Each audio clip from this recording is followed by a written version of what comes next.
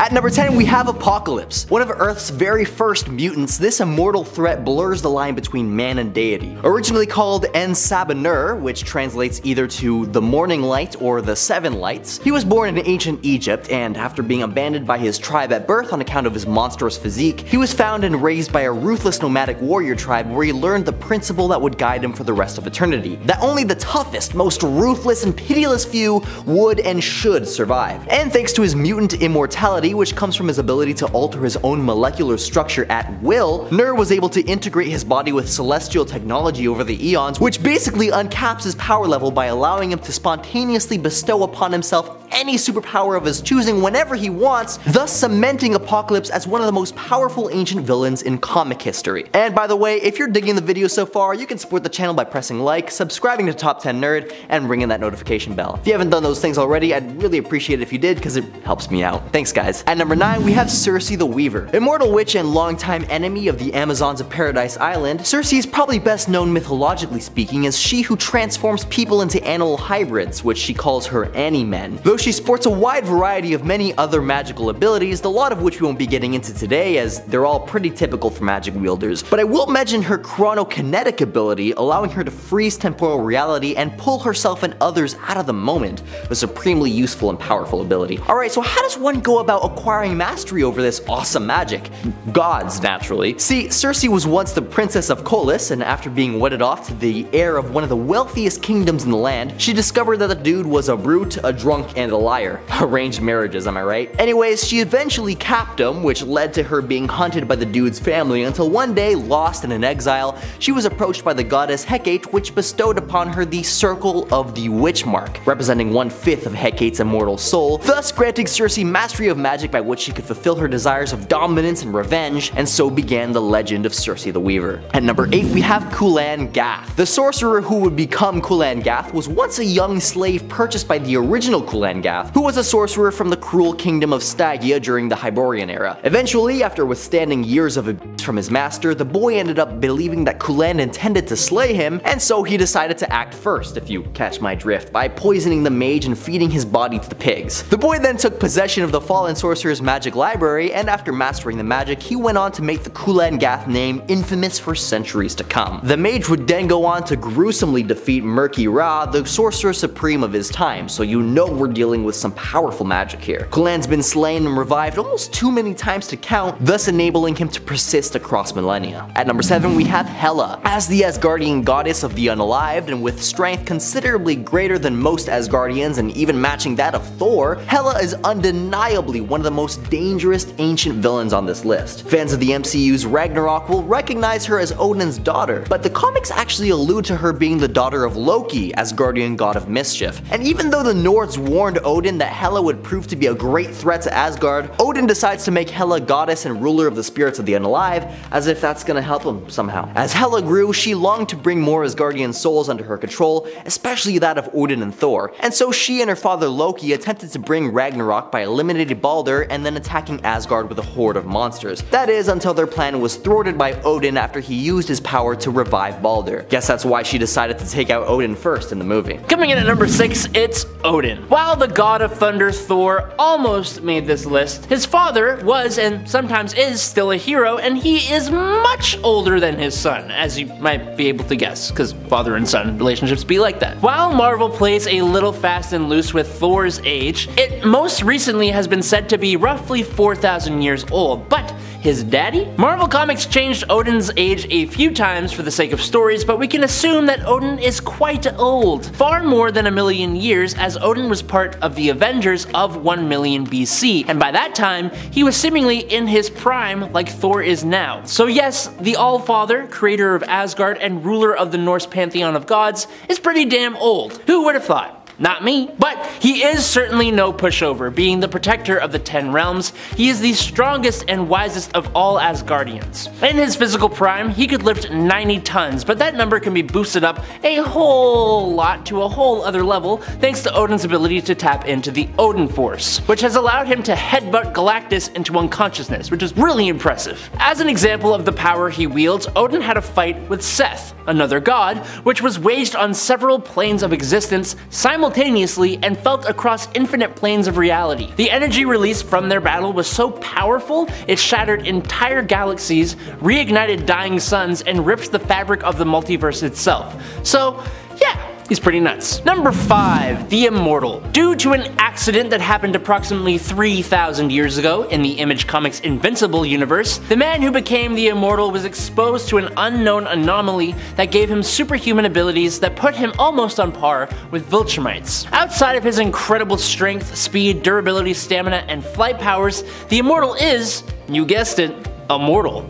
Oh. Able to regenerate at an insanely fast rate, regrowing limbs and organs, not needing food, water, or oxygen to survive, and being immune to all poisons, toxins, venoms, viruses, bacteria, parasites, pathogens, and allergens. However, funnily enough, there is a way to, quote, kill him. If the Immortal's head is separated from his torso, it needs to be manually reattached for his healing factor to finally kick in. But despite that, even when they aren't attached, he still remains perfectly preserved until the reattachment happens. He's been around for so long that he has been a knight, possibly under King Arthur, an explorer connected to Christopher Columbus in the Spanish Armada. He fought in the American Revolution, became President of the United States by taking the alias of Abraham Lincoln, became President of the United States by taking the alias of someone you may know, Abraham Lincoln, and he fought as a soldier in the First World War. In the 1930s is when he finally officially became a superhero, and more recently became a member of the Guardians of the Globe.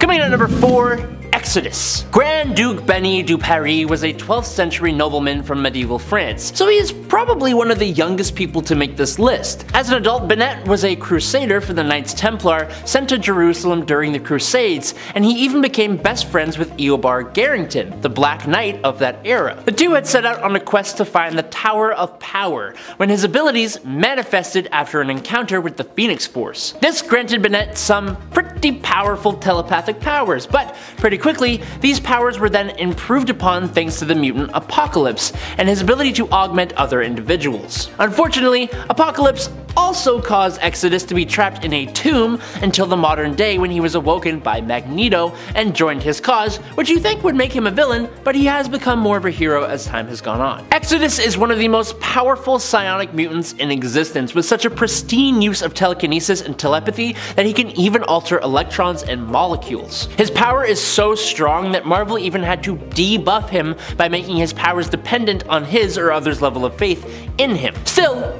pretty powerful though. Number 3, the Eternals. Way back in the day, the Celestials came to Earth when proto-humans began to emerge, meaning around 2 to 5 million years ago. That's a long freaking time. The Celestial first host performed genetic experiments on those early humans, resulting in 3 groups. The Immortal and Superior Eternals, the pretty grotesque and monstrous deviants, and just plain Jane regular humans. The Eternals, aka Homo Immortalis, were basically created to defend the planet Earth, specifically from the deviants, and to serve Celestials. They became somewhat silent defenders of Homo sapiens, that's us, secluding themselves and rarely directly engaging with us. They built super impressive cities like Olympia, Titanos, Oceania, and Polaria, and their names have become intertwined with heroes throughout ancient history, like Gilgamesh. They are all incredibly powerful, and they are all immortal, being reborn if they ever actually are defeated. An average Eternal is intertwined with cosmic energy and can lift about 15 tons without using any form of telekinesis, but a few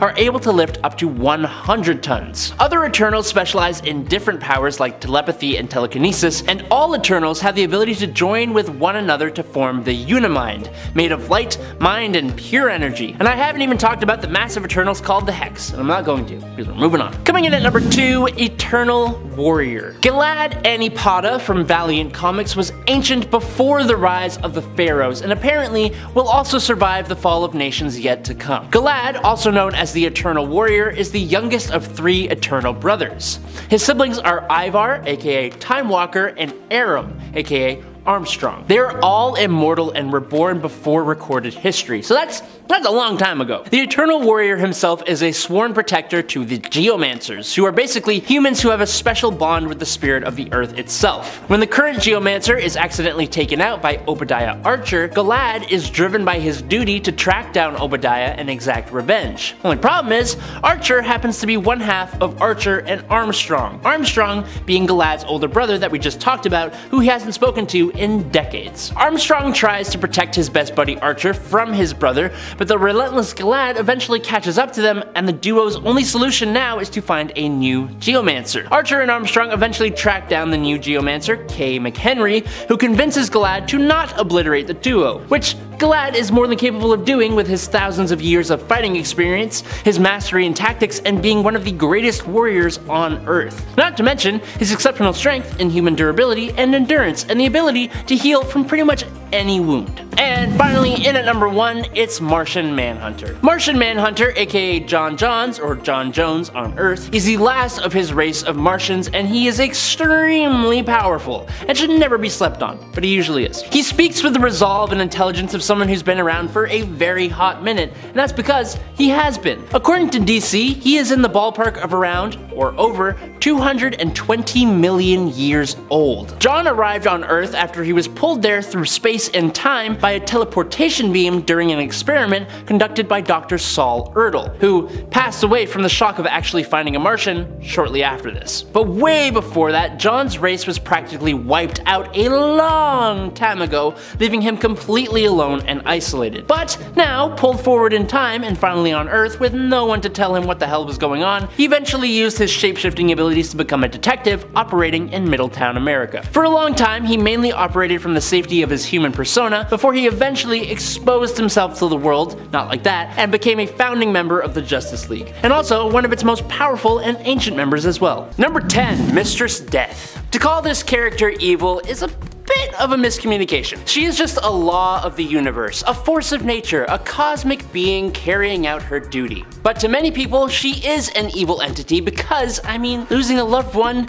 is one of the most emotionally painful things we can go through. No matter if you see her as evil or just doing her job, she has been around since the creation of the universe, so there is no doubt that she is ancient. So I'm keeping her here at the top of the list because she isn't entirely evil and has comforted and even saved a few people on a few occasions, but still brings the end of the line. She keeps balance in the universe, taking away life while other cosmic entities give it. Also, she's a big part of the reason Thanos has done all the horrible things he's done in Marvel Comics, so there's that as well to make her seem a bit more evil. Coming up on the 9th spot is Null. That's with a K. And this fella is bad news. He's an eldritch entity, the god of darkness, ruler of the void, and oh yeah, homeboy created the symbiotes. Any evil that's come from the many symbiotes can all be traced back to Null, who rules over the hive mind. When you stop and consider just how much suffering the symbiotes have been responsible for, how much damage and destruction, and all of that can be pointed back to Null, you gotta figure that is a pretty powerful ancient evil. Decked out with some sweet symbiote armor and an impressive sword, Null has his sights set on galactic conquest with the symbiote army. And honestly, he was making a pretty good play for the throne were he not stopped by Eddie Brock in a truly staggering duel of cosmic proportions. Sure, yeah, you might have birthed the symbiote race, but it's hard for anyone to top the guy who made symbiotes cool in the first place. You can't beat Venom. I mean, he's got his own theme song by Eminem. How many of us can say the same? Number 8, Selene. While a lot of beings on this list are cosmic and godlike in their nature, Selene is a mutant external and a magician born 17,000 years ago. She gained the ability to psionically drain the life forces of other human beings into herself, gaining their memories, and if she fully drains them, turning that individual into dust. Yikes. Essentially, she is a vampire, just without any of the blood draining stuff. Using this drained energy, she not only sustains herself, but can grant herself superhuman levels of physical strength, speed, stamina, agility, reflexes, and durability, but that's not her only powers. As an external, she also possesses immortality, allowing her to even resurrect herself. Since she has been around for so long, she is quite the adept sorcerer and can do a hell of a lot with that power. She has demonstrated telepathy, telekinesis, pyrokinesis, and the knack for being just pretty sinister. Number 7,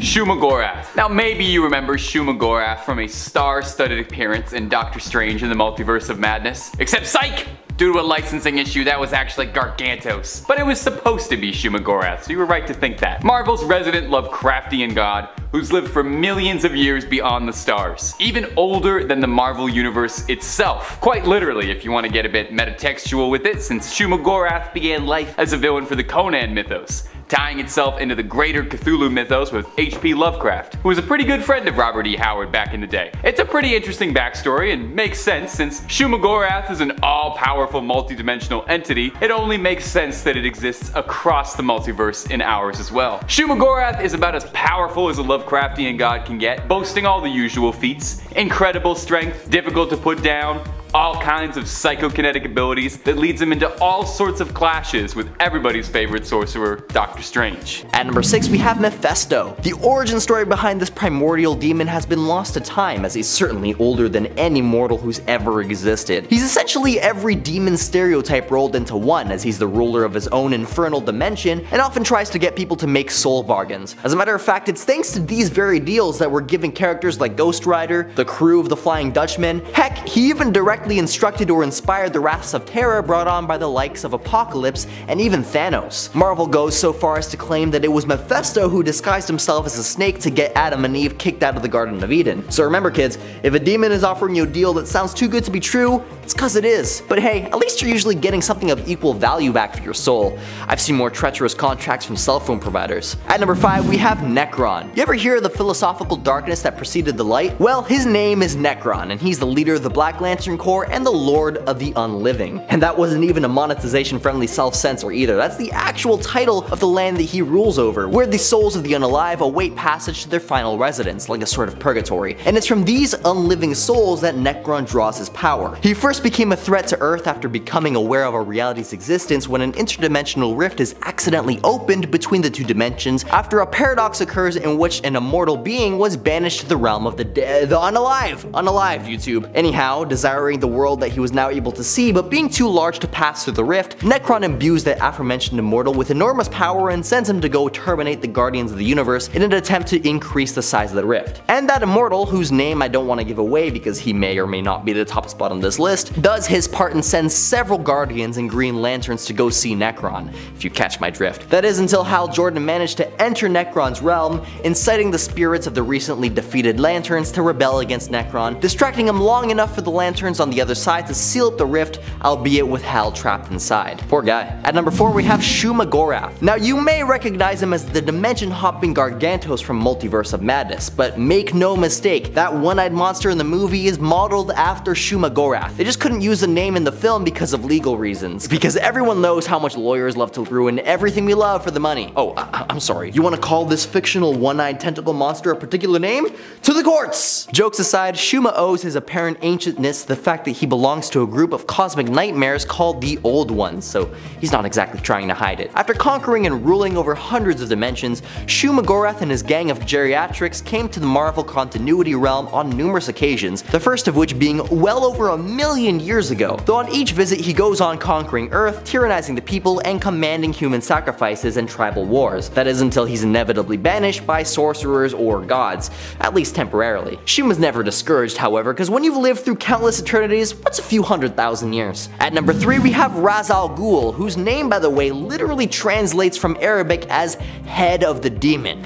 Just badass. The first mention of Ra's al Ghul in recorded history comes from the Crusades back in 1285. And if that's not ancient enough for you, too bad, deal with it, man. Even way back then, Ra's was so feared that the people of his time gave his name the Voldemort treatment, never so much as uttering his name, as he was rumored to be a creature unbound by even death itself, with the power to crush entire civilizations in the palm of his hand. Unbeknownst to the populace at the time, he owed much of his claim to fame to the League of Assassins, which he founded, who were so good at doing their job unnoticed that all of their nefarious accomplishments were accredited singularity to the Ghoul, or at least that's how it was in the beginning. Ra and his gang have been able to survive all these centuries thanks to bathing regularly in supernatural Lazarus pits, which grants Ghoul immorality, heals his injuries, even flushes out your pores.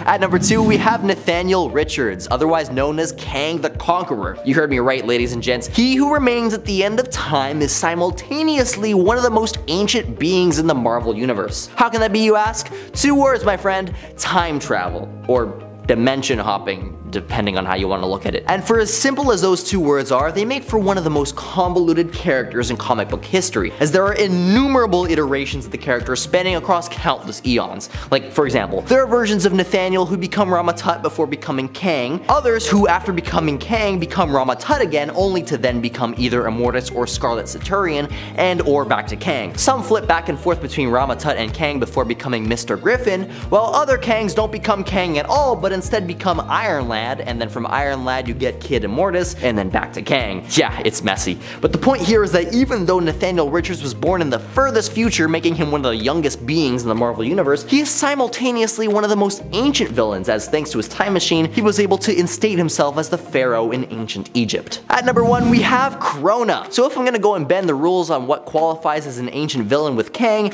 there's no way I'm gonna leave out the guy whose time-traveling shenanigans caused the very birth of evil itself. No kidding, guys, time travel ain't a joke. Born amongst the race of beings responsible for the creation of the Lantern Rings, that being the Malthusians, Krona was a scientist who allowed his thirst for knowledge to corrupt his morality, creating experiments to the detriment of the entire cosmos. His forbidden experiments culminated in the time machine that would allow himself to witness the beginning of time itself, where, or should I say when, he was able to catch a glimpse of the hand of creation depositing the speck that would become the universe. But at that instant, his time machine exploded, fracturing the universe into infinite shatters that would become the multiverse, and simultaneously unleashing the primordial evil. This was the final straw that enabled the Malthusians to take action against Krona, converting him into a state of pure energy which was sent to circle the universe for all of eternity. But eventually it ended up in the dimension of the unalive, and thus introducing Necron to our reality. Gee, thanks! What a helpful chap. I mean, who wouldn't want not one, but two primordial evils adding more chaos and destruction to our already hectic lives? I mean, it's not like we were lacking in the villain department after your first screw up.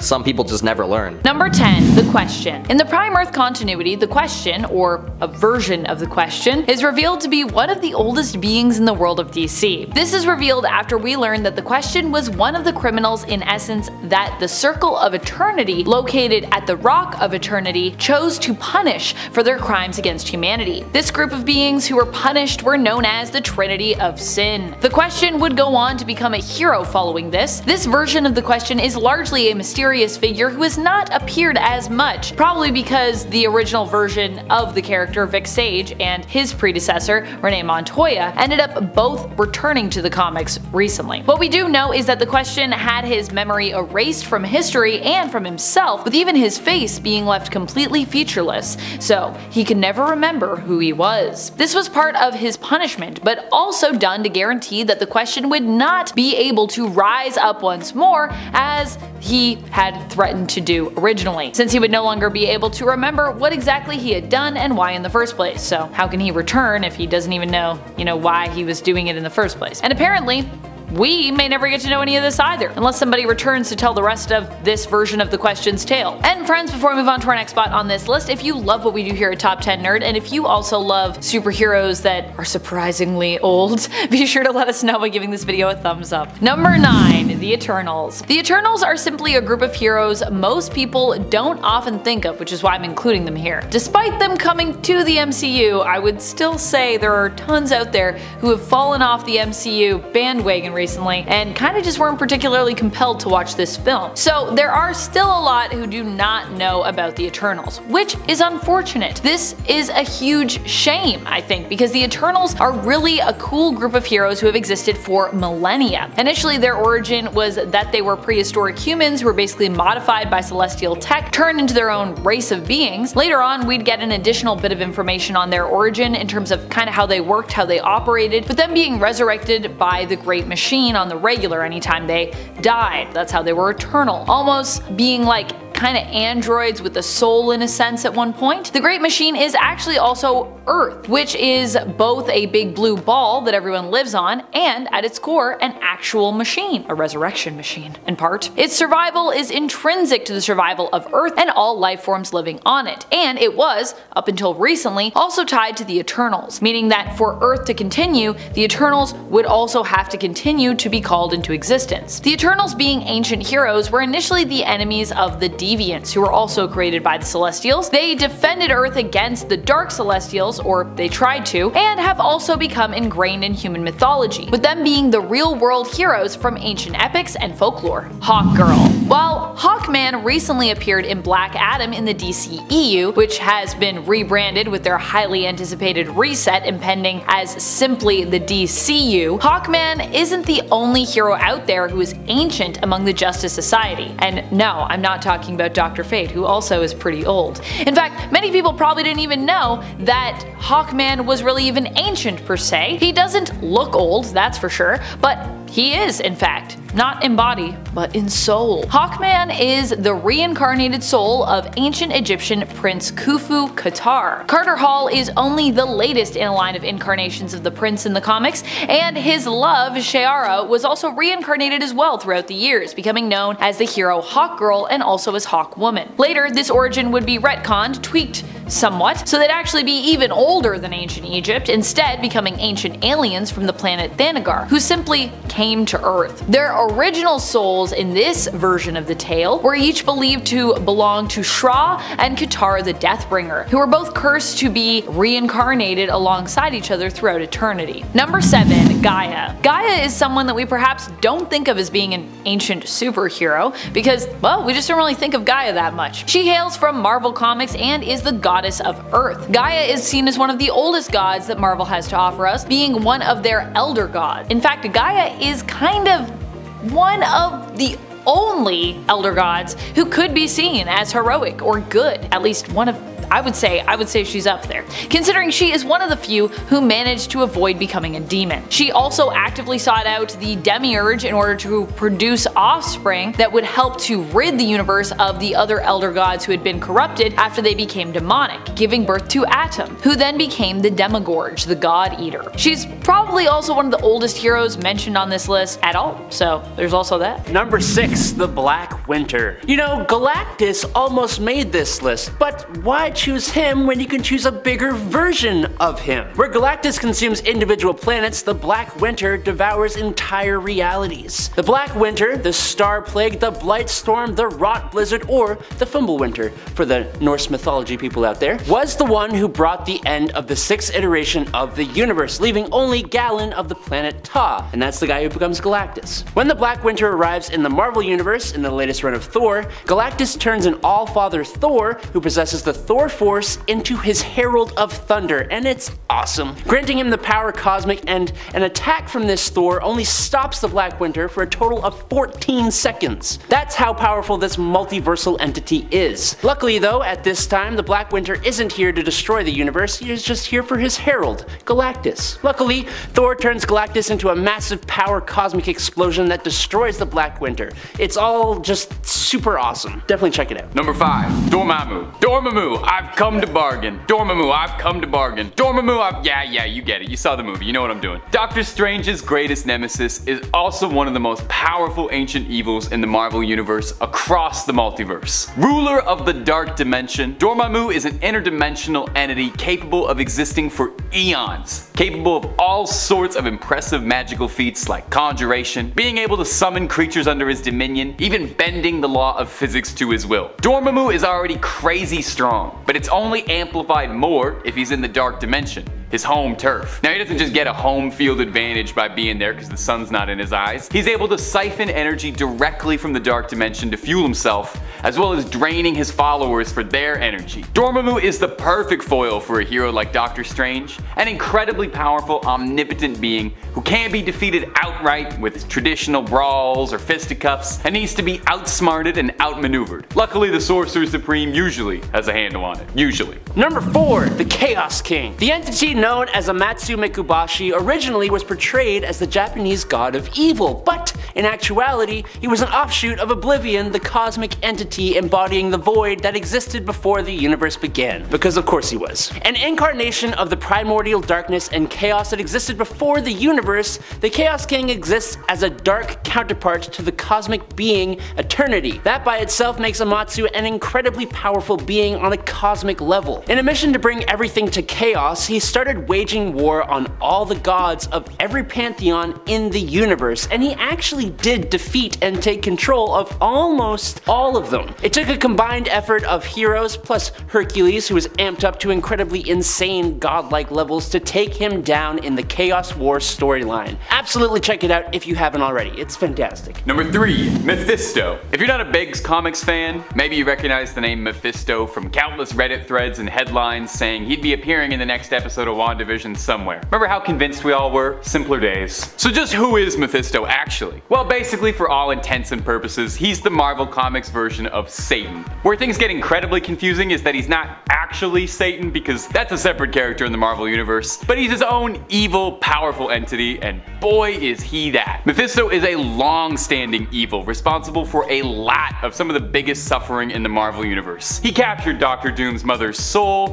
he bonded Johnny Blaze to the Ghost Rider, and those are just some of his lesser feats. Mephisto is capable of full-scale reality alteration, like when he infamously changed the entire Marvel timeline to erase Peter and Mary Jane's marriage in exchange for healing Aunt May. Also, he could nip a timeline in the bud where he was defeated by Spider-Man's daughter. You gotta respect that level of pettiness. He hasn't shown up in the MCU yet, but I wouldn't be surprised at all if he's coming soon. Just give it some time. One more day, maybe. And in at number 2 is Cyttorak. Cyttorak, also known as the Destroyer, Lord of Oblivion, and Master of the Raging Storm, is an immensely powerful extra-dimensional being hailing from the Crimson Cosmos. He was worshipped as a god and a demon by the primitive humans of Earth until he was banished back to the Crimson Cosmos. As the Destroyer, Cyttorak's main goal is to just cause destruction and raise destructive power. To do this from the Crimson Cosmos, and also to win a wager with 8 other deities like himself, he created the Crimson Gem of Cyttorak, which allows him to select a person to be his avatar, enhancing them to become the indestructible and immortal Juggernaut, like Cain Marko and the other avatars. Now,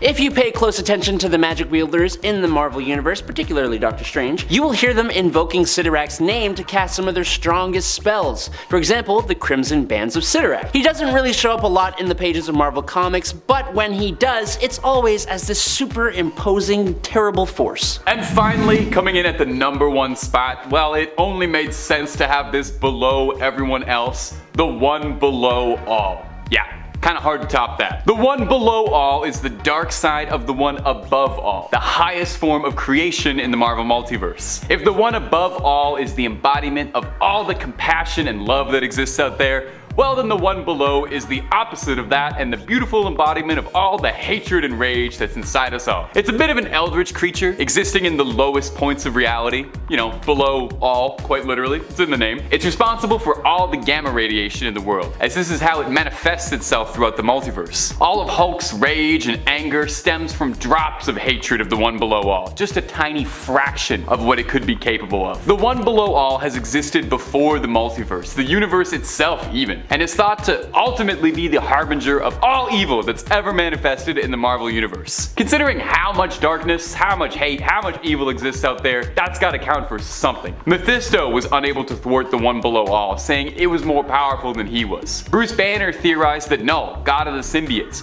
was just another avatar of the one below all, meaning when it comes to ultimate evil, it's kinda hard to top something below it all. Number 10, the Immortal. With a name like the Immortal, you bet your socks this guy has been around for a hot minute. Due to an accident that happened approximately 3,000 years ago, the man who became the Immortal was exposed to an unknown anomaly that gave him superhuman abilities that put him almost on par with Viltrumites, making him one of the 3 known beings in the universe that can make that claim. But outside of his incredible strength, speed, durability, stamina, and flight powers, the Immortal is, you guessed it, immortal. Able to regenerate at an insanely fast rate, regrowing limbs and organs, not needing food, water, or oxygen to survive, and being immune to all poisons, toxins, venoms, viruses, bacteria, parasites, pathogens, and allergens. However, funnily enough, there is a way to, quote, kill him. If the Immortal's head is separated from his torso, it needs to be manually reattached for his healing factor to activate. But despite that, even when they aren't attached, he still remains perfectly preserved until the reattachment happens. He's been around for so long that he's been a knight possibly under King Arthur as Lancelot, an explorer under or possibly as Christopher Columbus in the Spanish Armada. He fought in the American Revolution, became president of the United States by taking the alias of this guy Abraham Lincoln you might have heard of, and he fought as a soldier in the First World War. In the 1930s is when he officially became a superhero and more recently became a member of the Guardians of the Globe. And friends, before we move on to our next spot on this list, if you love what we do here at Top 10 Nerd, why not show us you love us by clicking that like button? Hey.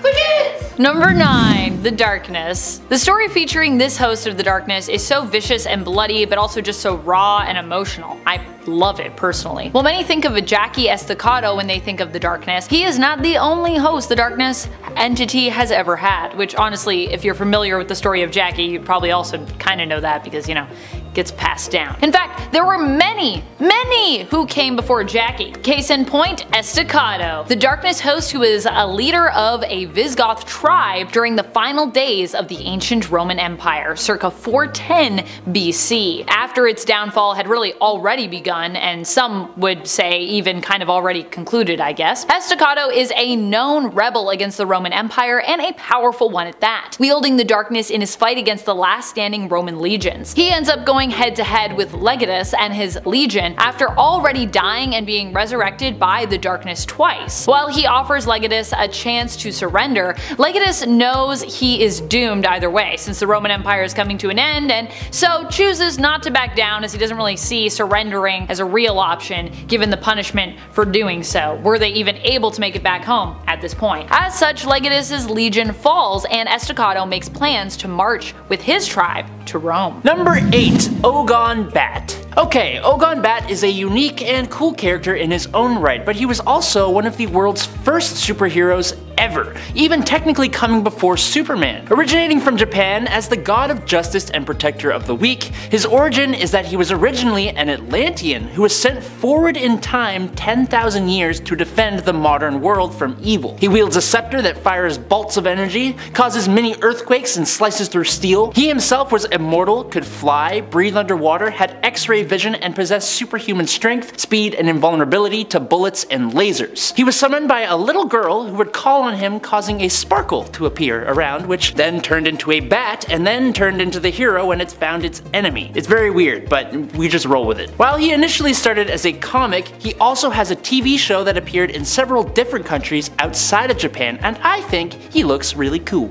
So, yeah. Number 7. Cosmic Ghost Rider. Cosmic Ghost Rider is an interesting one. While I initially thought of the prehistoric Ghost Rider, Ghost, when it came to old Ghost Riders, I realized that despite being from an alternate future, Cosmic Ghost Rider is also ancient. But you know, future ancient. Cosmic Ghost Rider is the spirit of Frank Castle, who ends up becoming the spirit of vengeance after he is killed during Thanos' invasion of Earth. In this version of the story, Thanos succeeds in basically destroying Earth, and by the time Frank returns as Ghost Rider to the planet's surface, it's kind of too late for him to save his friends. He ends up alone on the planet, and after years and years of solitude with no one left to avenge, becomes, well, insane, as I think pretty much almost anyone would. Despite eventually becoming Thanos' herald, CGR is really doing his best to be a good guy. He only ever really even joined up with Thanos because, you know, well, there was no one left and he didn't want to be alone. Before even joining up with Thanos, Cosmic Ghost Rider did attempt to get his revenge on the Mad Titan, teaming up with Galactus, but even Galactus fell in this fight against this alternate King Thanos. Number 6. Nubia. Nubia is possibly even older than most other Amazons, who are generally known for being old and immortal just standardly. In Infinite Frontier, her story was retconned so that she was no longer a woman held and mistreated against her will for a long time, but a princess reborn in the Well of Souls. Nubia was born from the Well of Souls reincarnated around the same time that Princess Diana was born, and the two grew up often being thought of as sisters. And if you're wondering why I was mentioning that she might be older than some of the other Amazons, that's just because she's reincarnated. So although Nubia in her own form is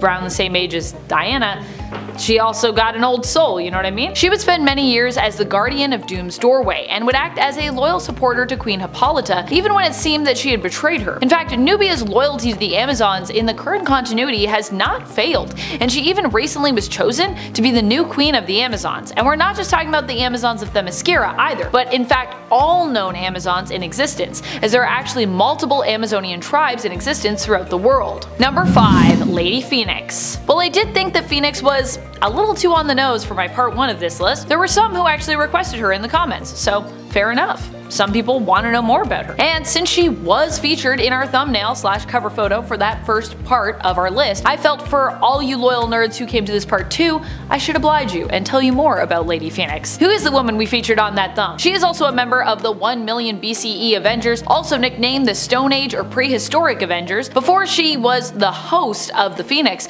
she was simply known as Firehair, named after her bright red hair, which left her abandoned by her parents only shortly after she was born into the world. Anyone who their tribe deemed basically different in some way was sacrificed in this manner. This was also to be the fate of Firehair, but she was rescued by wolves, so she ended up being okay. She grew up among her pack, but eventually joined up with the Tribe Without Fear, a group of prehistoric mutants. Her own mutant powers would manifest, and she would eventually lose her tribe and become bonded to the Phoenix Force. Ultimately resisting its dark temptations, she would go on to become one of the founding members of the Stone Age Avengers alongside Odin. While it was suggested that Lady Phoenix was actually the true mother of Thor, we learned in Avengers 1 million BC issue number 1 from 2022 that her relationship ended with Odin before Thor was born, with Gaia being Thor's natural mother as we knew before, Freya being Thor's adoptive mother, and Lady Phoenix being dubbed kinda like his bonus mother, after she helped Gaia give birth to Thor and saved him from a premature death. And then Gaia was like, you can be mother to Thor too. So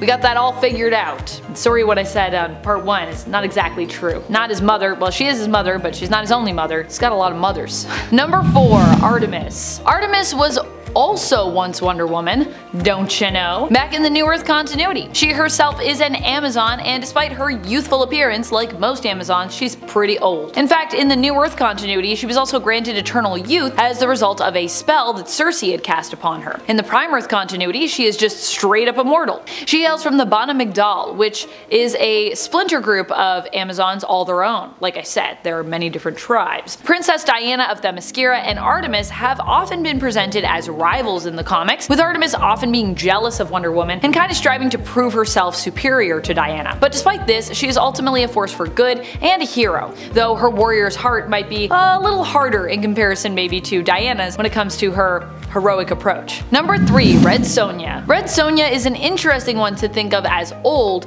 considering how she is often portrayed in the comics, but like Conan, who I touched on during the part 1 of this list, Sonja herself is also ancient in the sense that she hails from the past, the Hyborian Age. She was a creation of Robert E. Howard's, who initially existed within Marvel, but eventually ended up being moved over to Dynamite when it comes to who owns the right to this fiery, fierce warrior character. The Hyborian Age was actually a pastime in Marvel history, at least that is what we're led to believe based on the fact that both she and Conan hail from the reality of Earth 616. Red Sonja set out on her path to become a fierce fighter at a young age, after she was left orphaned when her family were killed and her people were attacked by a group of mercenaries. Red Sonja hails from Western Hyrcania and often fights to help those who cannot help themselves, even sometimes training those she comes across so that they might actually act as a hero in their own story. She is sometimes also a sword for hire, but generally only takes jobs that kind of fit with her own particular moral code. And she does have a moral code, even though she's a mercenary a lot of the times. Number 2, Shazam. Wait. Billy Batson is super old? No, we aren't talking about Shazam. No, not that Shazam. Not the Shazam formerly known as Captain Marvel. We're talking about the Wizard, who gave Billy Batson his powers and who has also been known by the name of Shazam. Initially in the Prime Earth continuity, we were led to believe that the Wizard was simply someone who bestowed powers on Billy, but we'd later learned that he was actually one of the old gods Shazam would actually get his powers from. This truth of the Wizard's, aka Mama Roggins, aka Shazam's origin would be revealed after Billy Batson was left depowered following the action of Grail, Darkseid's daughter, who basically cut off his access to his powers by untethering the old gods from his magic lightning. While not a direct superhero, the Wizard is a powerful force of good who was even able to help repower Billy from the afterworld in spirit form, finding basically new gods for him to be empowered by. Number 1, Eternal Warrior. Marvel and DC are not the only publishers who have ancient heroes. Even Dynamite, now owning Red Sonja, is not the only publisher with ancient superheroes by any stretch. A lot of people have ancient superheroes. In fact, one publisher that was suggested in the comments that has tons of ancient superheroes is Valiant Comics, so I'm happy to be talking to you about that. Great suggestion. This particular hero from Valiant that we're talking about is Gilad Anipada. Gilad was one of 4 siblings granted immortality. He has used this extended time over his life to train up, becoming a master in many different areas of combat. He acts as a hero in the comics, being tasked with defending the Geomancer of any given generation. Geomancers were kind of born in a line, and they're magical heroes in their own right who were chosen to act on behalf of the Earth as the planet's defender, and who are able to communicate with nature and the Earth. And the Eternal Warrior basically just acts as like their guardian, so heroes protecting heroes. In its 10, Hercules. I think we all know the story of Hercules, whatever version you remember. The Disney animated movie, the DC version, the Roman or the Greek version, it's all generally the same thing. And I mean, even after that, this guy has a rap sheet of like 25 other heroic things he did, just like because he wanted to. A major factor in the well-known tragedies surrounding Hercules is the hatred that the goddess Hera, wife of Zeus, had for him. Because while there were many illegitimate offspring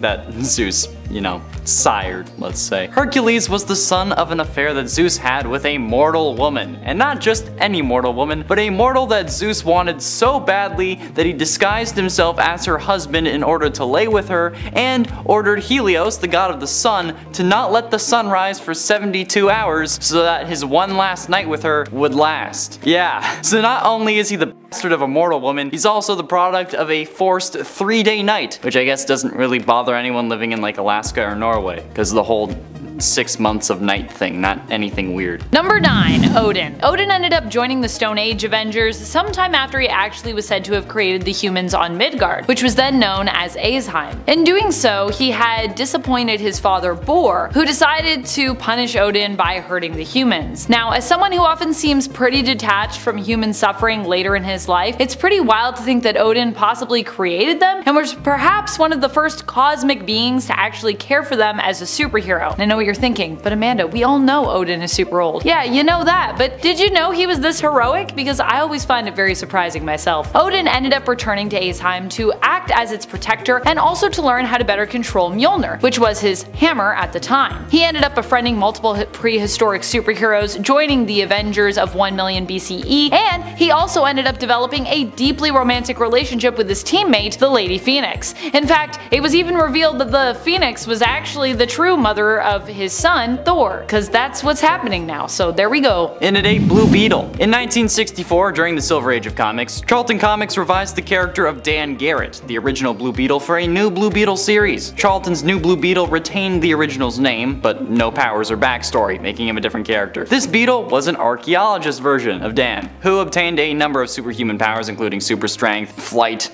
supervision, ability to generate energy blasts from a mythical scarab that he found during a dig in Egypt, where it had been used to imprison an evil mummified pharaoh, because of course it was, which gave way for the DC Comics version of Jaime Reyes. DC's introduction of Jaime Reyes in 2006 retconned and expanded upon the Blue Beetle mythos, but given that the scarab was found during a dig in Egypt, where it was used as an attempt to overthrow Vandal Savage back in the 26th century BCE. Yeah, that's pretty ancient to me. Okay, I mean the scarab was created by Nabu, for God's sakes. Number 7. Iron Fist. Fan Fei is the Iron Fist of the Stone Age Avengers, also known as the Avengers of 1 million BCE. Fan Fei is actually the reason why the ritual to become the Iron Fist and gain its unique powers was all about fighting Shao Lao in a battle to the death. This wasn't, however, because Kun Lun wanted to challenge Fan at the time and believed she should, you know, be their champion. This actually happened as the result of a punishment. Fan Fei, you see, was a kung fu master who had been trained since birth in Kun Lun, but her curiosity of the outside world caused her to sort of leave Kun Lun in secret. She came across cavemen who were helpless against the beasts that basically often attacked them, and she decided she was going to help them. Fan sought to help these people by teaching and training them herself in the ways of kung fu.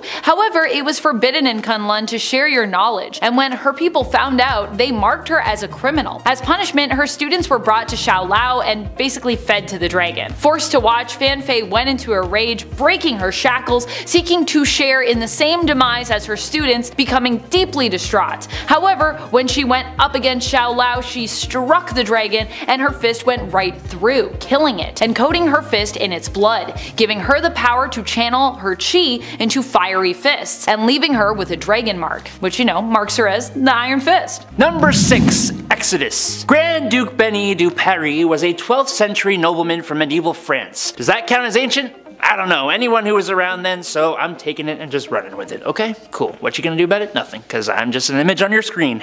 As an adult, Bene was a crusader for the Knights Templar sent to Jerusalem during the Crusades, and he even became best friends with Eobar Garrington, the Black Knight of that era. The two had set out on a quest to find the Tower of Power, when his abilities manifested after an encounter with the Phoenix Force, which were then improved further thanks to the mutant apocalypse. But thanks to Big Blue, Exodus was trapped in a tomb until the modern day when he was awoken by Magneto and joined his cause. Exodus is one of the most powerful psionic mutants in existence, with such a pristine use of telekinesis and telepathy that he can even alter electrons and molecules. His power is so strong that Marvel even had to debuff him by making his powers dependent on his or others' level of faith in this mutant, although he still regularly kicks some serious butt. Number 5, the Old Guard. Can we call the Old Guard heroes? I'm not really 100% sure on that. They are ancient warriors who've been many things over the years. Not all the things they've done were necessarily good, but I would say for the most part, they've tried to stay on the side of good, so I think I'm gonna count them for this list. And that's definitely where they are at when it comes to where we meet them in the modern day. Or at least, you know, the direction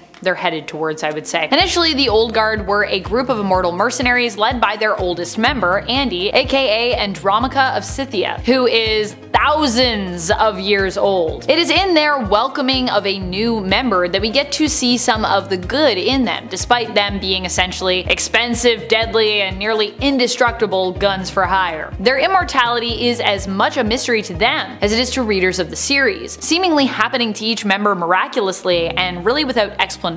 One minute they were alive, the next dead, and then inexplicably right back to living. In 2020, the Old Guard comics got their first film adaptation through Netflix. As with most Greg Rucka creations, the premise and his approach had me hooked, pretty much. Number 4, Medieval Spawn. Okay, I'm gonna come right out and say this, I know nothing about Spawn. I did not watch the show, I never read the comics, I really have no right to be standing here in front of you talking about him, but I'm doing it anyways. Don't worry, I'm not actually talking about the Spawn. I'm going to be talking about Medieval Spawn. Naturally, Medieval Spawn was not only a Hellspawn, but also a knight living in 16th century England. And if you think about it, knights were almost like medieval superheroes, with tales and stories all their own. Sir John of York fought during a civil war in England, but was released from his service to Henry II after he and 3 others mistook the king's anger for orders and went and took the life of the Archbishop of Canterbury. Now, once he passed at the hands of his king's bodyguards, he was sent to hell for his crimes, where he made a deal with Malbolgia and returned as a Hellspawn. He then went around England committing good deeds in the hopes of redeeming himself, but he continues to survive after being basically bonded to his armor and now possessing anyone who chooses to don his helmet. And I need to start reading Spawn. Right now. Number 3, Witchblade. While most people think of Sarah Pizzini when they think of the Witchblade, Sarah was not the only one to wield the blade, and was, in fact, by far the first. One of the oldest Witchblade wielders was actually Samantha. Samantha hails from ancient Roman times, though she herself is not Roman, but instead was a native of an old Celtic town that they overtook named Cecilia. At least I think its name was Cecilia. There's also a character in the story with her that's named Cecilia, so that's a little confusing, but I'm pretty sure I'm right about that. Samantha was enslaved, but would eventually escape and end up running into druids out in the countryside, who believed she was the one who would be destined to save the other Celts from the Romans. She was given the Witchblade and would set out on a mission to destroy all Romans. While a hero ultimately, I would say, at least of her own story, Samantha's tale and alignment is pretty complex, which is often what makes Witchblade hosts like her so interesting. Number 2, Martian Manhunter. You know, I didn't actually know how old Martian Manhunter is. I knew that he was the last of his race of Martians, and I know that he is extremely powerful and should never be slept on. And I know that he speaks with the resolve and intelligence of someone who has seen some serious shiznit. But when I found out that according to DC, he is in the ballpark of around or over 220 million years old, I gotta say, I took a moment to just digest that. John Johns, or John Jones if you want to be rude and go by his human name, arrived on Earth after he was pulled there by a teleportation beam during an experiment conducted by Dr. Saul Erdel, who brought him through space and time and then passed away from the shock of actually finding a Martian. This is because John's race was practically wiped out a long time ago, leaving him completely alone and isolated. But now on Earth, with no one to tell him what the hell was going on, he eventually used his shapeshifting abilities to become a detective operating in Middletown, America. For a long time, he mainly operated from the safety of his human persona before he eventually exposed himself to the world and became a founding member of the Justice League, and also one of its most powerful members. Just saying. Number 1. Ghost Rider. Way before Johnny Blaze was even ever born, there was Ghost. Ghost is the original Ghost Rider, or at least believed to be the original Ghost Rider, the initial spirit of vengeance. Retroactively anyways, as he made his first comic book appearance after Johnny Blaze historically, appearing in Marvel Legacy issue number 1 from 2017. So obviously that's pretty recent, but you know, canonically one of the first. Ghost became the first Ghost Rider during the prehistoric era and did so in order to defeat the mysterious Wendigo, who took over his pack, becoming their leader only to eat the pack members save for Ghost. Ghost would stumble upon a snake and speak its real name in order to become Ghost Rider, the spirit of vengeance. He also has a cool mammoth, or he had a cool mammoth, and then he got another mammoth, and I think that mammoth's gone too, but he likes mammoths. He would go on to join up with the Avengers of 1 million BC. Coming in at number 10 is Selene. Selene is a mutant, and what is known as an external. Externals are essentially a group of immortals that include characters like Apocalypse and Gideon, who can resurrect themselves and all share a psychic link, which is the main thing that separates them from other immortals. Selene is also a magician and was born 17,000 years ago. She gained the ability to psionically drain the life forces of other human beings into herself, gaining their memories, and if she fully drains them, turning that individual into dust. Essentially, she's like an energy vampire. Using this drained energy, she not only sustains herself, but can grant herself superhuman levels of physical strength, speed, stamina, agility, reflexes, and durability. Since she has been around for so long, she's quite the adept sorcerer and can do a hell of a lot with that power. She's demonstrated telepathy, telekinesis, pyrokinesis, and a knack for being pretty sinister, but not really being too well known to casual fans. Number 9. Barbatos. Barbatos is one of the big bads from the death metal event, but because we had the Batman Who Laughs, I think Barbatos kind of fell by the wayside for a few people, and I'll admit, I was one of them. But Barbatos is nothing to scoff at. In the earliest days of existence, two siblings came into reality, tasked with monitoring creation. Along with them came a third being known as the Forger, who was set to watch over creations that would exist in the future. The Forger made its home in the Forge of Worlds inside what would later be named the Dark Multiverse. The Forger created universes based on the hopes and fears of every living thing. And while the stable universes became part of the multiverse, the Forger would dispatch its dragon to destroy the unstable worlds so that their energy could be returned to the Forge and recycled. That dragon is Barbatos. Barbatos had a lust for destruction, which eventually led him to take out the Forger and corrupt the World Forge. The unstable worlds persisted beyond their time and became part of the Dark Multiverse field with horrifying realities. He then changed his goals, setting his warpath onto the regular multiverse. Now fast forward multiple centuries, and Barbatos' followers started to secretly prepare Batman to become the doorway for Barbatos to enter the Prime Earth from the Dark Multiverse, causing a big old mess in the DC Multiverse. Number 8. Decimus Furious. Decimus Furious actually began his life all the way back in ancient Rome, where his mother and father took their own lives, leaving Decimus homeless on the streets. In 281 AD, while on the cusp of the afterlife and in incredible pain due to his hunger, this mutant's powers finally activated. He gained superhuman strength and durability alongside an extremely bestial form similar to a Minotaur, but almost as if made of stone, like a Minotaur statue, but cooler. While he is incredibly strong and durable, his even more powerful mutant ability is called Empathic War Infection. This basically means that Decimus can infect anyone who he strikes with a thirst for war, which will send them into a rage-filled state. It also acts as a defensive tool against telepaths who try to read or control his mind, causing the war infection to overcome the telepath. He has also been shown to be able to piece himself back together after being blown up, which is funny because he blew up when Fantomex made him feel love, which did not compute, and he went boom. Decimus became Apocalypse's final horseman of war. And in at number 7 is Conquest. Viltrumites, who are featured in Image Comics' Invincible series, are incredibly hardy folk. They have levels of strength and durability akin to Superman without having to be solar charged and without being allergic to big green rocks. They also grow stronger and stronger with both age and experience. One of their oldest, most honored warriors is a Viltrumite by the name of Conquest. Viltrumites live for a very long time. Nolan Grayson, Omni-Man, is a fully adult Viltrumite, and he has lived for thousands and thousands of years, and he has only a small show of white hair to show for it. Of all the Viltrumites seen in the comics, a rare few have fully white hair. Conquest not only has that, but he has lost a lot of his hair, is super wrinkly, and he's also battle scarred and missing an arm. Back in the day, the Viltrumites were exposed to a virus that nearly wiped them out, called the Scourge virus. Conquest was one of the few that survived, but he was left weakened after it left his system, which happened to coincide with his arrival on a planet filled with Ragnar, which are the only species in the universe that can actually kill Viltrumites. So that's where the missing arm and scarring comes from. Conquest is one of the strongest Viltrumites around, and even when his face is turned into tomato soup by Invincible, he still regenerates and comes back for round 2. And at 6, Dr. Fate. Nabu the Wise was a Lord of Order and cosmic being who arrived at Earth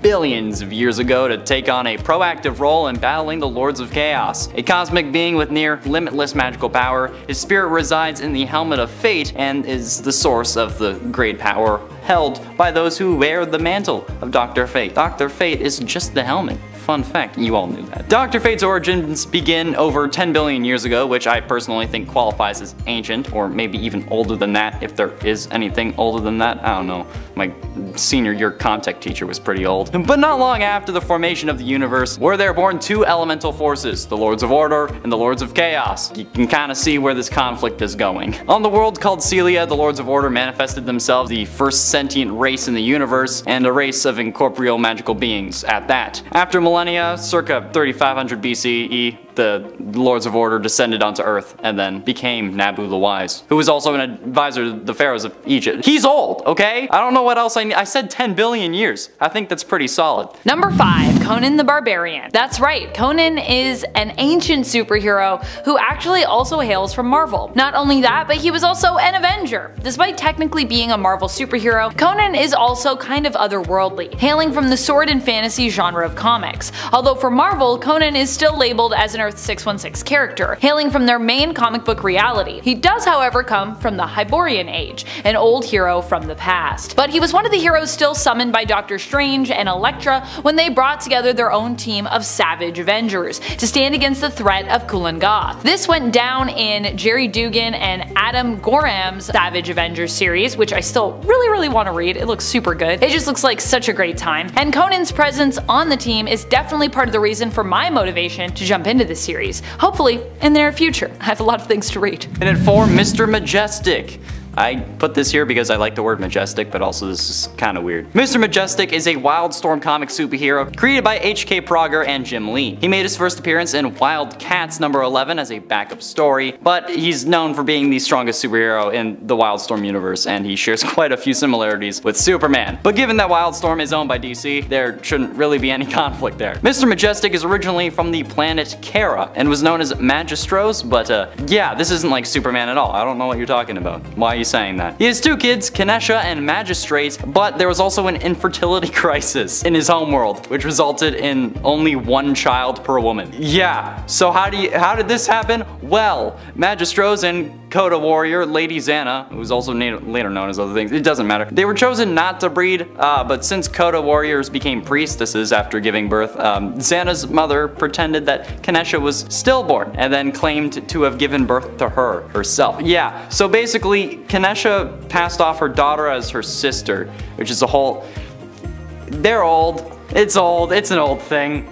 I don't... Number 3, Starbrand. Vin is the Starbrand in 1 million BCE. He ends up becoming the Starbrand after leaving his tribe. He left them because he believed he did not belong due to the fact that he realized he was gay. Something that seemed to be unacceptable to his people in that time. On his journey, he sought out a garden he had seen in a dream, which it turned out appeared to be the biblical paradise known as the Garden of Eden. Once he found it, he also found Burke. Also no vowels. No vowels for these people in prehistoric historic times. The two men became lovers, but would eventually be separated after Burke died in a deviant attack. It seemed the deviants wanted the garden for themselves. The attack resulted in a cave-in, and while Burke did not survive, Vin did, finding the body of a dinosaur who had previously been the Starbrand. Vin was imbued with its powers and fought against those who had killed Burke. However, in the process, this also destroyed the garden. Vin would go on to become the hero known as Starbrand in his time and join up with the other Stone Age Avengers of 1 million BCE. But ultimately, in number 2, Doctor Strange Fate. Doctor Strange Fate is the amalgam of Doctor Strange, Charles Xavier, and Dr. Fate. Yeah, they're present in the amalgam universe of Earth 9602, and given that both the Sorcerer Supreme and Dr. Fate are present, I think that this qualifies as ancient. Dr. Fate alone just makes that happen. Strange Fate learned that two keys controlled by Access would restore the DC Comics and Marvel Comics universes to their own worlds, which would result in the destruction of the amalgam universe and therefore him. So, to keep his universe intact, Dr. Strange Fate recruits Jade Nova, Skulk, and White Witch to capture Access and bring him to Strange Fate so that the amalgam universe can remain active. But it turns out that he was actually a part of a problem, or a part of the problem. That's a story for another day. But Doctor Strange, yes, the real one, preserved the amalgam universe in a pocket dimension, essentially making it its own multiverse in a sense. But I also bring this up because I like the amalgam universe, okay? It's cool. Iron Lantern, Lobo the Duck, hell yeah. Number 1. Man-Thing Sorcerer Supreme. Perhaps even more surprising is a reality where the Man-Things rule the planet. Their version of the 1 million BCE Avengers team is filled exclusively with Man-Things as a result. One of these Man-Things is known as the Sorcerer Supreme on this planet in the reality we know as Earth 91. Unfortunately, we do not get to know too much about this version of Man-Thing, as he is killed by the Masters of Evil when they come to his reality in Avengers Forever issue number 5 from 2022. What we do know is that like Dr. Stephen Strange and many other Sorcerer Supremes, this Man-Thing does seem to possess a cape, although it is a bit shorter than Strange's, I would say. His version of the Eye of Agamotto, or his version of the third eye, I'm not really sure what's going on with this, also seems to be something that he has, but he wears inside his chest, or on his chest. I think Dr. Strange ends up with a third eye at one point, but he's also got the Eye of Agamotto, so I don't know. Instead of Man-Thing wearing this anywhere else, or having it on a chain or a necklace, implying, you know, that this eye is a part of him. Or perhaps it's simply, you know, like I said, just a third eye, and it's just on the chest. I feel like that wouldn't be, I mean, I guess he doesn't really wear it close because he's a Man-Thing, so actually I guess it'd be fine. Number 10. Vandal Savage. Vandal Savage is definitely one of the most ancient villains out there. It's actually kind of like his whole thing. Savage originally existed all the way back in the prehistoric ages, having initially been a caveman. He got his powers from a radioactive meteorite, which granted him immortality and enhanced intelligence. Even way back then, he was fighting heroes like Batman, if you can believe it. This was after Batman was sent on some time adventures after facing off against Darkseid. While he was suspected as being dead, in reality, Darkseid's Omega Sanction had simply banished Batman to wander through time, which actually kind of sounds nice to me, except that part of this punishment was that his lives that he would experience were all supposed to be, well, pretty awful. Still though, when facing off against Vandal Savage, even with Vandal's somewhat newfound powers, Batman won. I mean, you can be ancient and immortal, but that doesn't mean that you're immune from being beaten by Batman, right? Batman's got that plot armor, baby. And friends, before we move on to our next spot on this list, if you love what we're doing here on Top 10 Nerd, and you love when I talk about supervillains, I know I do, be sure to check out our supervillains playlist over on the channel for even more good villainous content. Number 9. Surtur. Surtur is not someone we think of too often or even touch on, but he's a pretty big deal in the comics, and in the Marvel Cinematic Universe. I mean, in the MCU, he successfully managed to destroy Asgard, fulfilling his prophesized role in Ragnarok. And what's more, Thor knew that this was what needed to be done in order to stop his sister Hela. So despite facing off against Surtur initially, he ended up having to be the one to free him so that the prophecy could actually be realized, sacrificing the place of Asgard in order to save the people of Asgard. In the comics, Surtur is an ancient foe, having been the sworn enemy of Odin for, well, pretty much forever. He hails from Muspelheim, and even for years successfully stopped Odin from achieving an alliance between the people of Odin's own Asgardian tribe, the Aesir, and the other Asgardian tribe known as the Vanir. Number 8. Circe. Circe is amazing. Definitely one of my favorite ancient villains around, possibly one of my favorite DC villains of all time around. Being that she is also the Circe from ancient Greek myth, I think you can understand just how old she is. Circe is known for being a powerful witch witch and in the Prime Earth continuity, was also revealed to be one of Hecate's witch marked. Her insane magical ability is how she has been able to survive for so long, without also appearing to have aged much at all. However, I will also add that in the New Earth continuity, this is also thanks to the fact that Circe is actually descended from Titans, which not only makes her immortal and ageless, but also pretty durable as well. Circe is known for being a powerful Wonder Woman foe, but despite the fact that Wonder Woman is really well known among comic fans, I feel like her villains get less time in the spotlight for, I don't know, for some reason, despite the fact that Wonder Woman actually has a pretty stacked rogues gallery all her own. And like Circe, many of them also seem to have a rich and interesting history. Seriously, I feel like Circe could just have her own comic series. That's how much she has and has had going on throughout her life and throughout the comics. Number 7. Morgan Le Fay. Speaking of powerful witches, Morgan Le Fay is a villain we really don't get to showcase or focus on a lot on this channel, so I am taking this opportunity to remind you of just how ancient and how bad she is. Morgan Le Fay is a villain who hails originally from Arthurian legend and was adopted as a character in Marvel Comics all the way back in 1955, making her first appearance in Black Knight issue number 1. But of course, she's actually much older than 1955 in terms of her canon character history. Morgan Le Fay existed just after the ancient and mythical times of the island of Atlantis.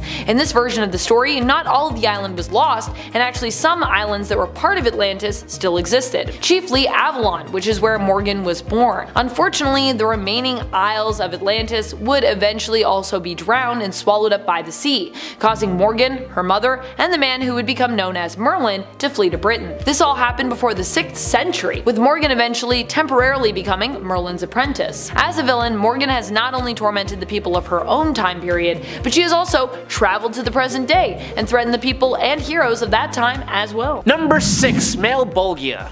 And we are sticking with Image Comics for this point, but moving away from Invincible, we are going to talk about Spawn. Now, yes, I am a little lacking in the knowledge department when it comes to Spawn comics, but I do know that the whole reason Al Simmons became a Hellspawn in the first place is because of this guy, the ruler of the 8th sphere of Hell, Male Bolgia. Over 70,000 years ago, this being was created by a past ruler of Hell out of Necroplasm Rivers, but he was so powerful that he betrayed, overpowered, and took the life of his creator. In order to wage war on heaven and destroy God, he created an army of Hellspawn, but he needed a general, which he couldn't find until he found Al Simmons. He made a deal with a man named Jason Wynn to take Al's life, which is when Male Bolgia made a deal for Al to become his general in exchange for being able to see his wife. But in the end, it didn't really work out too well for this ruler of Hell, did it? Nope. Number 5, Uranos. Okay, technically this guy actually appeared in What If number 24 in September of 1980, but he didn't really do much and was never really mentioned until very recently. Uranos the Undying is an Eternal and one of the deadliest beings in the Marvel Universe. Uranos, like every Eternal, was created by the Celestials 1 million years ago, but he believed the Eternals best fulfilled their purpose if they exterminated both the Deviants and humans, all life outside the universe, and imprisoned the Celestials. Luckily, his brothers Kronos and Oceanus disagreed, plunging the Eternals into a civil war. Ultimately, Uranos lost that war and was captured by his brothers and became the first Eternal to be imprisoned within the Exclusion, where he stayed for over 500,000 years because of the failsafe he imposed upon the Machine. That failsafe being that if he dies, his greatest celestial designed weapons will be unleashed on the world. Recently, mutants have been revealed to be related to Deviants, making the X-Men enemies to the Eternals, and the Eternal Druid called on Uranus for help in Axe Judgment Day number 1. And he definitely did help, as in a matter of 20 minutes, Uranos eradicated Cable, Magneto, and David Haller, otherwise known as Legion, along with a bunch of other powerful Omega level mutants. Number 4. Yuga Khan. Yuga Khan is the first ever tyrannical ruler of the planet of Apocalypse, and the father of both Drax, who would become the Infinity Man, and Uxas, who would become Darkseid. Given his nature as essentially a god and one that fathered the current gods, Yuga Khan is certainly ancient, being essentially immortal. As an example, before the fourth world is even fully formed, Yuga Khan alongside his wife, Hegra, and their sons ruled Apocalypse, creating one of the most feared empires in the entire universe. But being such an astronomically powerful being, it wasn't enough for him. Yuga Khan was obsessed with becoming the most powerful being in the universe and wanted to be able to essentially control it all. But he was also obsessed with finding out the reason for why it all exists. So he's a conqueror, sure,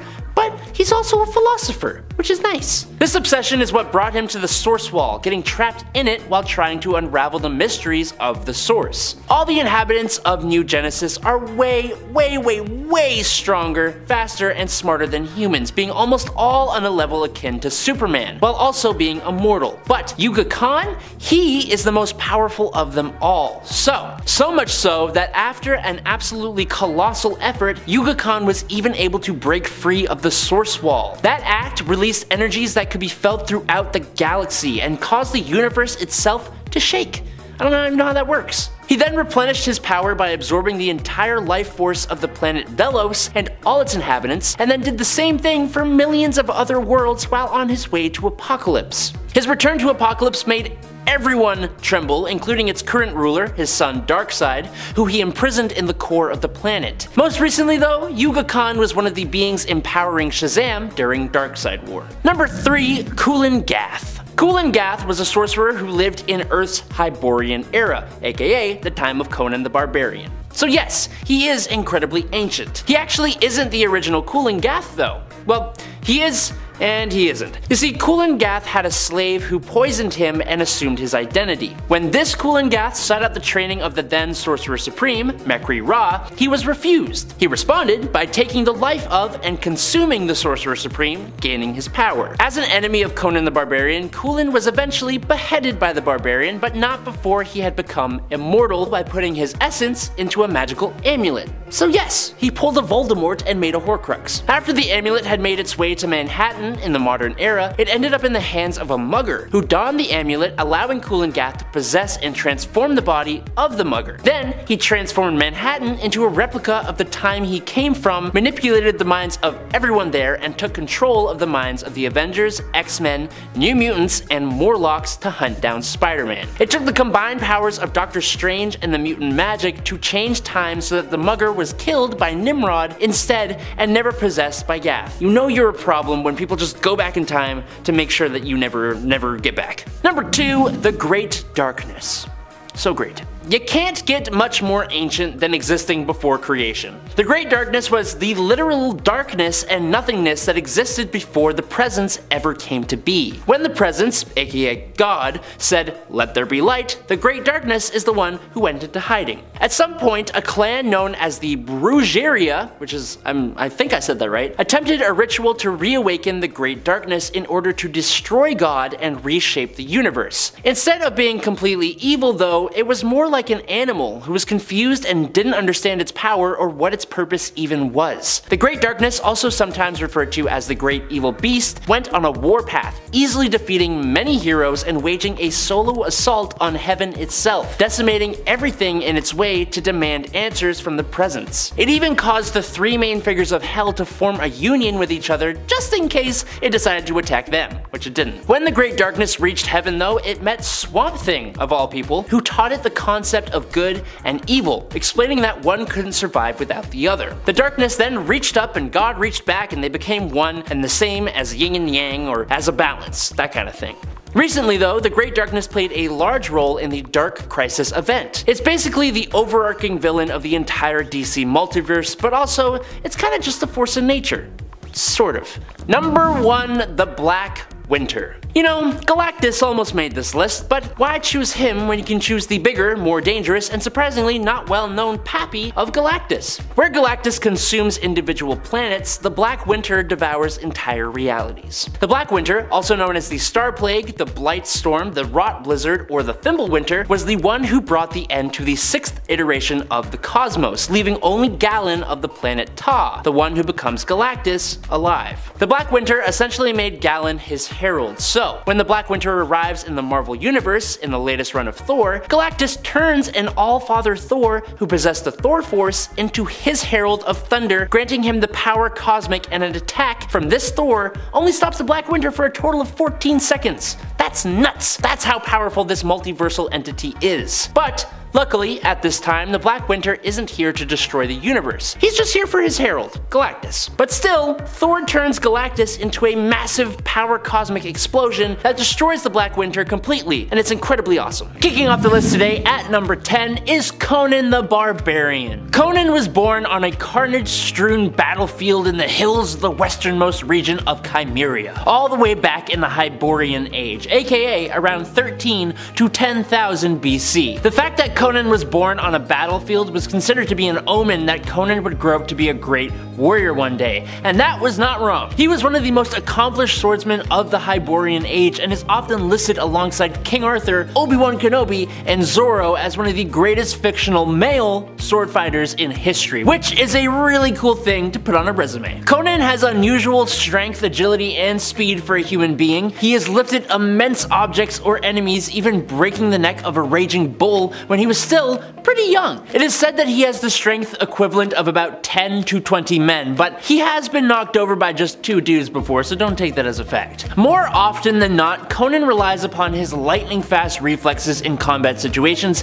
and they very rarely let him down. On top of that, he has a massive level of durability, and through years of dealing with sorcerers, magicians, and witches, he has even developed a moderate level of resistance to magic and mind control spells. Conan is a master warrior. He has a hardy survival instinct, is a master of stealth, and is multilingual. While primarily known as a wandering sellsword, Conan progressively became a master tactician, leading entire armies into battle, and eventually, Conan even became the king of Aquilonia, and also eventually a hero interacting with the heroes of the modern day. In at number 9, it's Red Sonja. If we are talking about Conan the Barbarian, then we need to talk about Red Sonja, because not only is she from the same time period, she's arguably even more capable than Mr. Barbarian himself. Red Sonja lived with her family in a humble home in the western Hyrcanian steppes. I don't know if I pronounced that right, so let me know in the comments down below. When she had just turned 17 years old, a group of mercenaries attacked, taking the lives of her father, Ivor,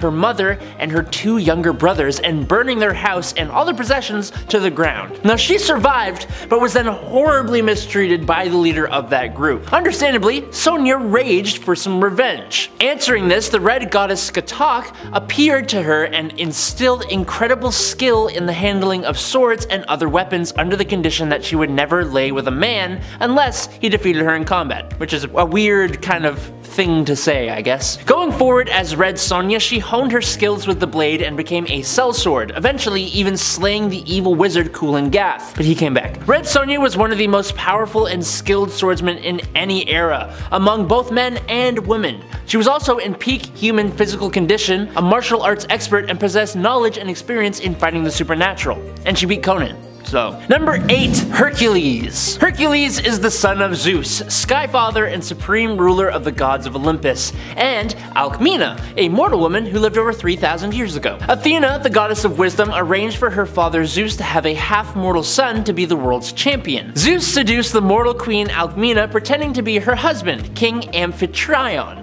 I'm sorry if I pronounced that too. Alcmena gave birth to the baby Hercules, and as an adult demigod in ancient Greece, Hercules achieved worldwide fame as he became the greatest hero of the ancient world, best known for his 12 labors. As the Olympian god of strength as well, Hercules' strength is unlimited, making him one of the strongest and most powerful heroes in the Marvel Universe. As an infant, he was breastfed by his stepmother, Hera, queen of the Olympian gods, which increased his already demigod physiology to godlike levels. Hercules possessed the superhuman physical attributes of an Olympian god, but interestingly, some of his powers are actually superior to the vast majority of the other gods. Most recently, he has been a member of the Guardians of the Galaxy, but he has also been part of the Avengers, the God Squad, Council of Godheads, the Mighty Avengers, the Secret Avengers, the Defenders, the Heroes for Hire, and, of course, S.H.I.E.L.D. Coming in at number 7 today is Dream. The Endless, featured in DC's Sandman story, are a group of 7 siblings: death, destiny, despair, desire, delirium, destruction, and, the focus of our point today,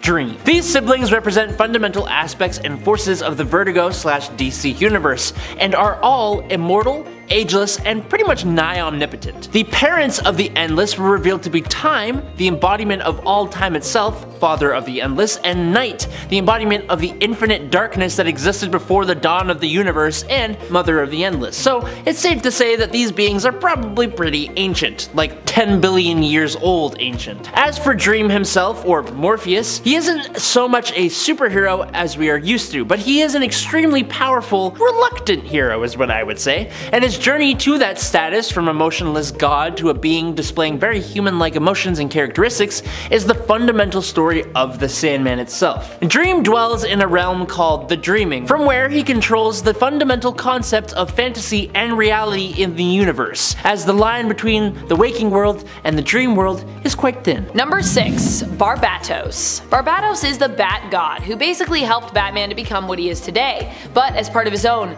dark machinations. At least, you know, Barbatos claims to be that.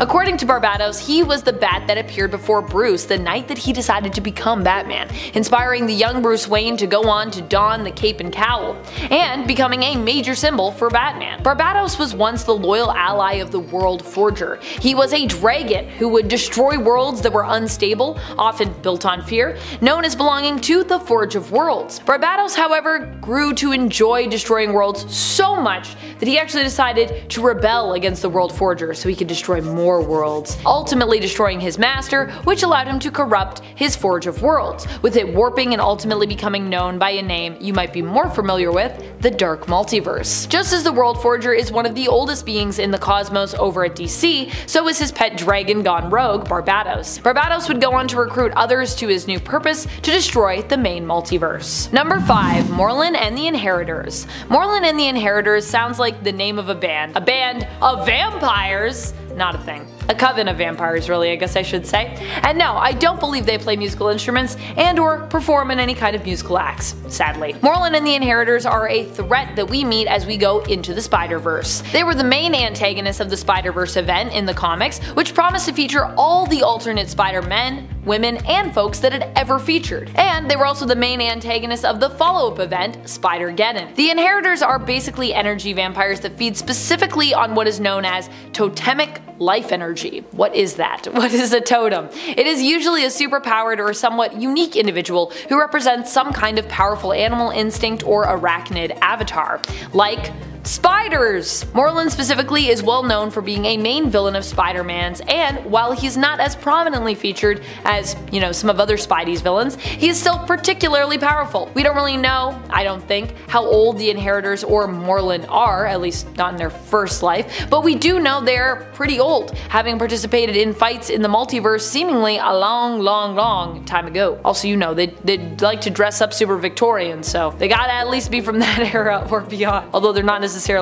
Earth-based villains, they're multiversal villains. Number 4. Sin. Sin might be one that people are a little bit more familiar with in another form, but also there might be a lot of you out there who aren't, as this villain hails from the Spawn comics. If you are up to date with your Spawn reading, then you know who I'm talking about here, but for those of you who aren't up to date, or you know, who maybe have never read Spawn, this villain was actually formerly known as a longtime ally of Al Simmons' Spawn, his mentor in a way, Cogliostro. While initially just seeming like a well-meaning fellow Hellspawn, seeking to teach Al the ropes and also help to guide him away from being fully used as a pawn of hell, Cogliostro is actually later revealed to be more ancient than we might have otherwise thought, in fact also being known by another name even before he was known as Cog.